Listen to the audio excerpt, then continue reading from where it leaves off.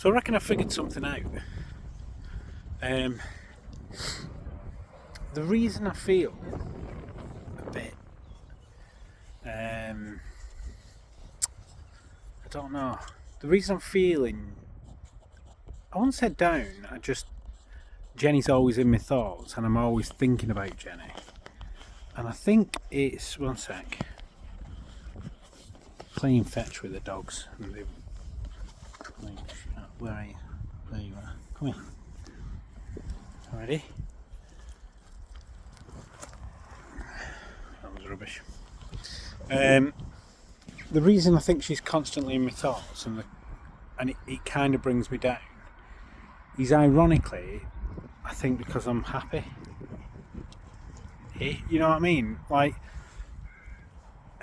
grief's a weird thing, isn't it? Because what I've learned is that when something nice happens, you feel bad for, not bad, but when something good is happening, when you feel happy that something's going right or whatever, or you're having a nice time, you immediately, your thoughts turn to who you've lost, and you think about how much better it would be if they were with you. Does that make sense? So, when you do something nice, it's never as nice as it could be because they're not there with you. And I think that's what I'm going through now. Because this is nice, this is good. You know what I mean? I've had dinner, I've come out on a lovely evening to take the dogs for a run next to an amazing loch. You know, the dogs are absolutely loving it. And this is a nice life to live. But it's immediately overtaken by, it'd be a lot nicer if Jenny was with me, if Jenny was by my side and we were walking the dogs together. Do you know what I mean? And I think that's what it is, that it's going to take that bit of adjustment to kind of, I don't know, but it's like, it's very difficult to describe, but I think that's the crux of it, because grief is a really cruel thing in that respect, that you can't have happy times, because the happy times are never going to be as happy as they would be if, for example, Jenny was stood next to me or Jenny was experiencing that with me. And when you're not having happy times, it doesn't bother you because you're not having happy times. Like when you're having a shit time, I don't want Jenny to have a shit time with me, but when I'm having a good time, I want Jenny to have a good time with me. And I think because now I'm settling in, now everything seems to be just kind of slowly coming together after a long slog, and I'm daring to kind of enjoy life a little bit, it's got that thing missing, and that's what always brings me back to Jenny, is because she is that thing that's missing. So I'm constantly thinking about her. You know, we've just passed the 9-month mark, and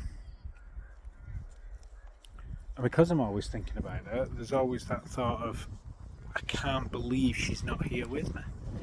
In many respects, I kind of think of it and go, God, it's been 9 months, that's a long time. You know, I kind of walk around the house going, what would she say if she walked in the house now? Yeah, she'd criticise me from where I've put the sofas and how I've laid out the kitchen and the cutlery is in the wrong drawer type thing. But, you know, that's when it feels like it's a long way away. But then I look at a photograph, and it was only yesterday that she was next to me, sat with me, you know, hearing her voice, chatting shit. Drop it. And, you know,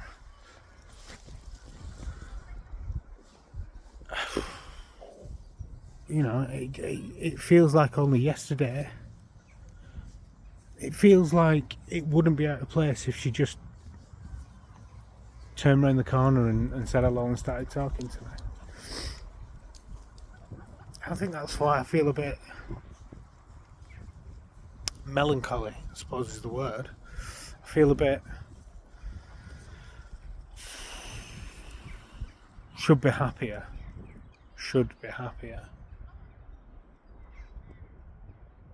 This place is amazing. Jenny would have loved every single day.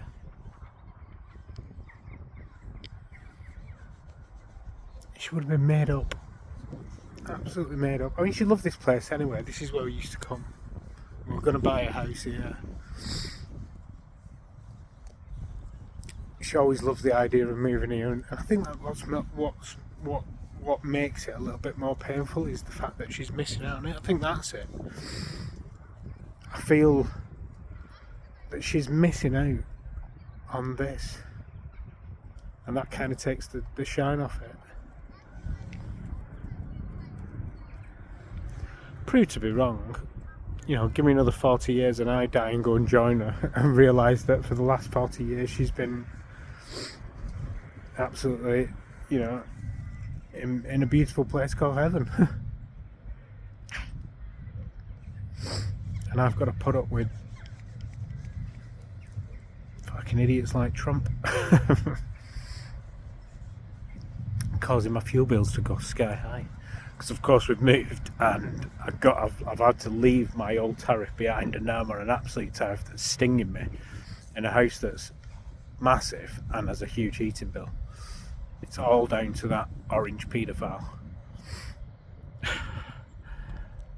Anyway, right, I'm going to carry on throwing the bottle for the dogs a bit. I might go and sit down and just look at my the views as the sun sets over the lock. Right. Talk soon. Bye.